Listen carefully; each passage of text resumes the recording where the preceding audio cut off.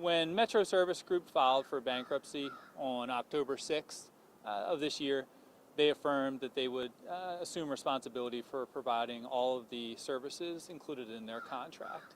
That included not only the 50% of the once-a-week solid waste collection routes that Metro is currently providing, but all of the services included in their contract. The 2 times a week solid waste collection, once a week recycling collection, the replacement and repair and maintenance of trash carts in their service area, and the fulfillment of 311 service requests across the city in a timely fashion.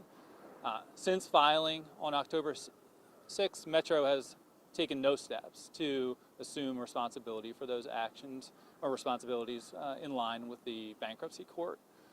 Most recently, Metro has reported that they have been, their access to our emergency transfer facility has been discontinued. Metro, per their contract, has no obligation to utilize the emergency transfer facility on Chef Mentor Road.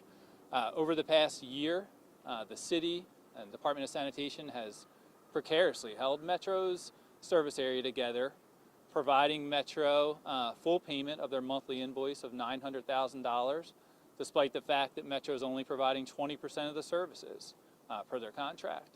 We've also paid over $3.5 million over the past year for Metro to utilize the city's emergency transfer facility. And we've also paid over $2 million for IV Waste to provide emergency service to pick up the once-a-week routes that Metro Service Group has been unable to do over the past year.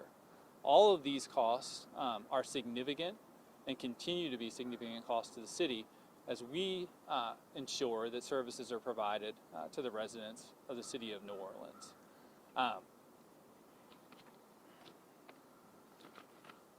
When Metro filed for bankruptcy again on October 6th, they assumed responsibility for their contract. Metro cannot have it both ways. They cannot file for bankruptcy and assume their contract and then blame the city for not being able to provide the services included in their contract. Enough is enough. The city of New Orleans wants Metro to either immediately step forward and begin to provide the services that they're being paid for in their contract, or to step aside and allow the city to move forward with the contracts that we have diligently been working towards for November 7th to provide the enhanced service levels and improved service qualities for the residents in New Orleans, which we know they deserve and have been lacking over the past year. All right, y'all have any questions? Kenny, WGNO? Matt, Metro's saying that the other companies aren't having to adhere to the same rules that they are now, and they feel that it's kind of vindictive. What can you guys say to them about that? Sure.